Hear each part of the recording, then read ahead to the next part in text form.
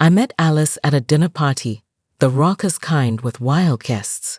Beautiful people glittering in late summer air on a second-floor balcony backlit by a September sky. We were all friends of Richard, and this was his brilliant attempt to make all the people I love come together, or it was a lavish birthday party thrown for himself. You could never quite tell with Richard. He was my hairdresser, but I was included among the people he loved the most, and so was Alice. From across the table, her eyes kept locking mine with interest, hers large and dark and layered with mischief. Her husband was older, serene, a balm to her boisterousness. "I know you from somewhere," she'd said, that night when there was both sweltering heat and a prelude of autumn in the air. We sipped deep, earthy Bordeaux and had the getting-to-know-you conversation. The what do you do, are you married, do you have kids variety. A week later, on my morning run with Copper, I ran into Alice again, and now we knew. "This is where I see you." We both exclaimed it as we came into each other's space on the trail, the wide, flat former trackbed for trains. Copper panted at my side, not used to the interruption in our run. Alice was delighted. Although she didn't run, I agreed to slow it to a power walk and change direction, pulling a confused Copper along. The wind shifted, the weather and my life, simultaneously. I had been passing Alice on the trail forever. Her Nordic ponytail, so blonde it was nearly white, had been in my peripheral vision for years. In the winter she was encapsulated in bright, good-quality warmth, red Patagonia outerwear, and a multicolored hat from another dimension. Such was the insanity of its pattern. Her body was fit and lithe, ageless, from a lifetime of the walk. "The walk is so important," she'd tell me, but she didn't have to tell me. I stopped running, and my knees responded with "finally. For the love of God, stop trying to break us, you aren't young anymore." Alice, who I had flown by in summers before, barely noticing her, became my near-daily companion, and without the run, the walk became essential. My knees, at age 40, were dissolving like broken concrete, but I still needed the exercise, and as it turns out, the companionship. We figured out that winter we'd been passing each other more places than the trail. We had circled each other forever, near collisions and missed encounters. Richard was the hub that had put us on the balcony that night. Richard, who collected people like trophies, beautiful and successful ones. His Instagram had thousands of followers. "But he doesn't really have friends, you know?" Alice observed, and I agreed. Richard was a perpetuator of vanity posting and humble brags, king of the selfie with #nofilter. In person, you could see the ruddy undertones of his skin, and his beached hair wasn't quite so effervescent. His need to be complimented was painfully obvious, like a giant cut that oozed blood and begged for stitches. We discussed Richard at length, chiding ourselves for gossip but agreeing. What we talked about on the walk stayed on the walk. It wasn't only Richard. Soon, we discovered that we'd both worked in the same office building for years. She, the owner of a tiny, liberal magazine. She had sat on comfy couches in jeans and sweaters, drinking herbal tea and brainstorming how to get her writers to be better on the 4th floor. One level down, I had worn tailored suits in muted professional colors, dove gray, classic black, the occasional cobalt blue. My hair was perfectly coiffed, thanks to Richard, and I wore red lipstick and heels, and traded stocks for rich people while advising them how to invest their life. We must have seen each other a million times. I racked my memory, trying to find one in which Alice and I ride in the elevator together. I would have everything tightly in my leather bag, some feminized version of a briefcase, clasped with both hands in front of me, mentally running through the daily to-do list that forever plagued me. Alice would have been in leggings, a messenger bag slung over her body, and a cardboard container with coffees for all her employees. No memory came, but we could not get over how wild the universe was. We had shared that space for just under 7 years, before Alice sold the magazine and retired, and before I quit my job when I was faced with dragons to slay in the form of a mental breakdown. But it wasn't just work and Richard. We soon realized that we had both been at the wedding of Cassidy and Brian, who who had also attended Richard's party. Brian was a colleague of mine. I had known him for years. Cassidy was Alice's neighbor before she married Brian. Both of us had frequently double-dated with them. Alice and the Zen husband, who was placid like a golden retriever on tranquilizers. Me and David, before he died. We were a good year into the walk before I talked about David, before I told Alice the story of how we were together forever, pushing off marriage because we were focused on our careers. Someday, we'd said, passing like strangers in the night, as I left for work, and he stumbled home from his life as an ER doctor. On the walk, one day, I break down so violently we have to stop. It's been 2 years since David died. It's been 1 year since I walked away from my job in an attempt to salvage myself. It's been just under 1 year since I stopped running and started walking with Alice. She doesn't say anything, and even Copper lies down on the path. He's a Vizsla, and he's already pissed about not running anymore. But he's the only one who has ever been borne witness to this level of rawness.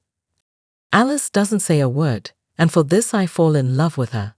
I have put up a wall between myself and every other well-meaning person in my life who has tried to compartmentalize my feelings, to attach names like grief or anger to the gaping hole in my life, as if the space where David lived could be defined, as if they could quantify what it meant to lose him. After that day, Alice asks me only once about David, and it's only his name. I tell her, and her eyes grow wide, and she stops the walk to tell me that she was married before the Zen husband. For a long time, and that one day he had a heart attack, as workaholic men do, and the ER doctor who tried to save him was named Dr. David Cross. Was it him? She asks me, tears glistening like a lighthouse beacon, flavored with something far away. I nod, rapt with hunger to hear of the moment when Alice met David. She tells me how it went down, how very young the doctor seemed, how he also cried, blinked back tears, as he sat in the room with her, the one where they took people to tell them that their loved one didn't make it. David often came home with the broken heart of a man trying to meld science and God.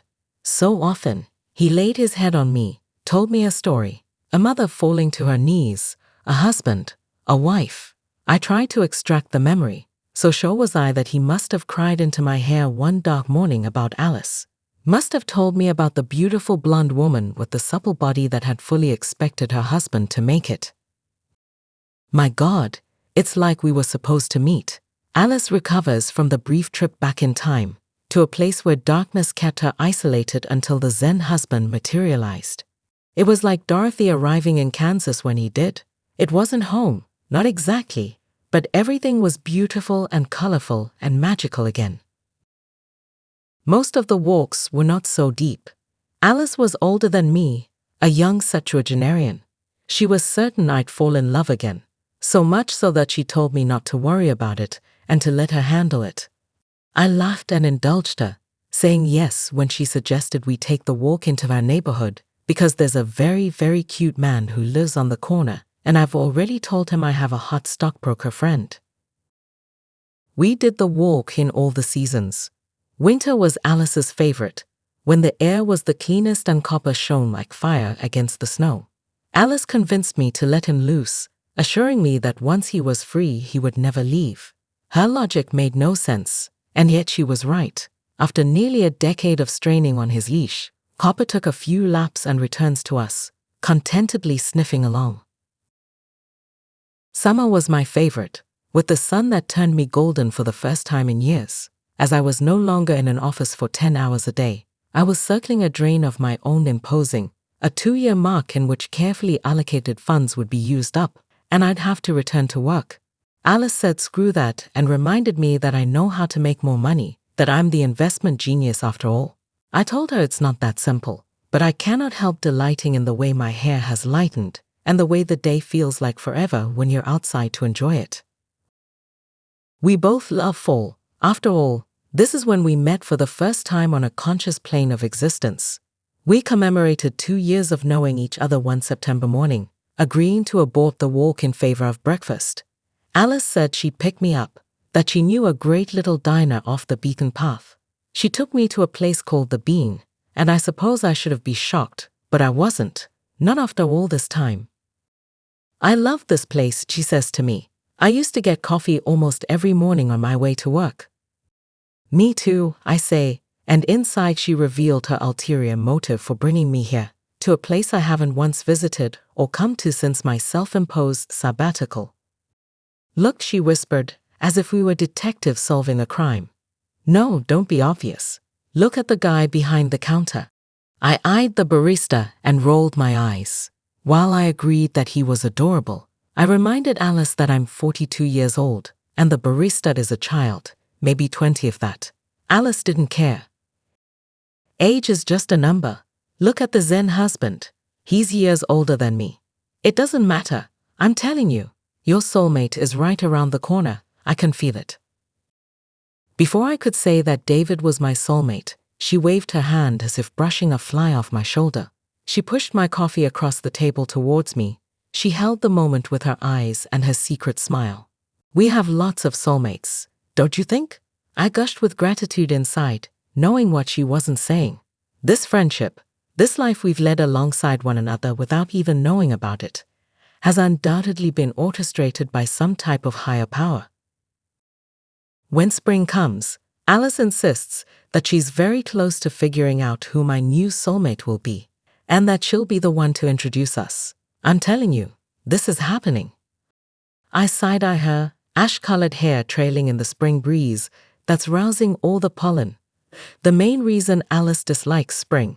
She carries an inhaler and has tissues in her pocket, even though I suggest we skip on days when the pollen count is high.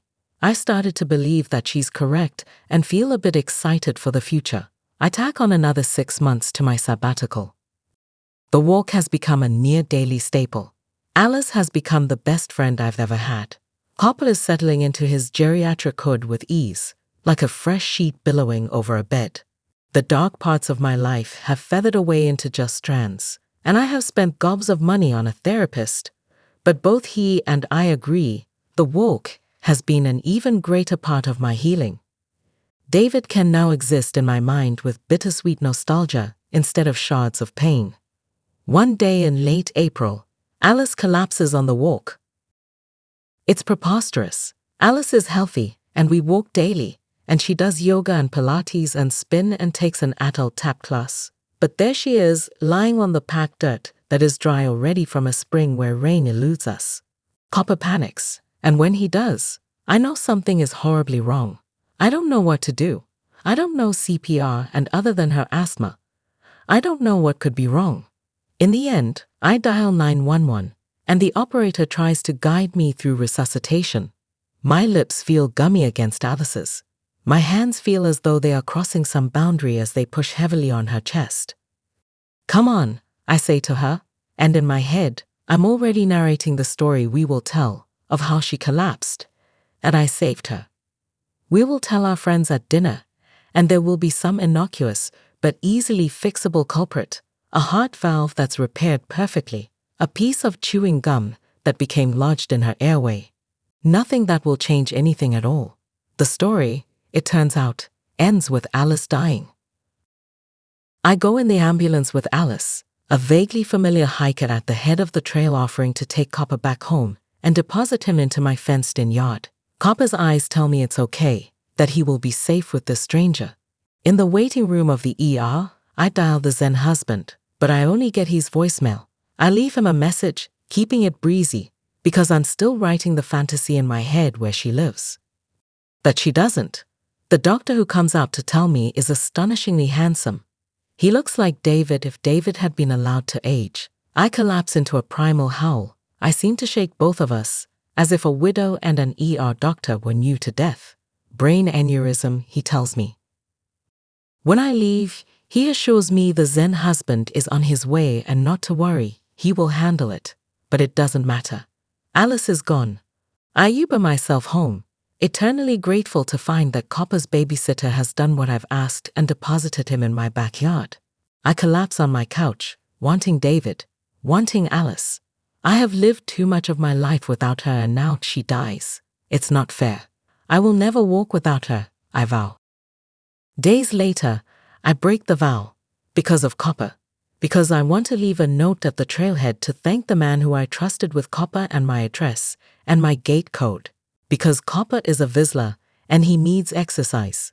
I am achingly aware of the empty space beside me, like a bubble that has popped. I would give anything to see Alice round the bend ahead, her familiar gait, one of her crazy hats, and her wild blonde hair. But she doesn't, and when I get to the point where we usually turn around, I sit down and cry again. I can hear her, I swear I can, as if the wind rustling is really her and my magical thinking is really true. After a while it calms down and everything is silent again. When I stand to turn back, the leashless copper bolts ahead to inspect a person who's come around the bend. Again, for a half second, I dream that it's Alice. It's not Alice, but by some strange coincidence, it's the man who took copper home for me. Incredulously, I show him the note I was going to post. I pump his hand in thanks, and when I touch him, I feel something pass between us, as if I've been here before. I can tell he feels it too. Copper pants beside us. This might seem weird, the man says, but do you want to walk with me? Okay, I say, and Copper takes off ahead of us. Is your friend okay? He asks this with genuine concern, with kindness, and the jolt of remembrance nearly knocks me off balance. I can hear Alice's words. I'm going to find him for you, your next soulmate.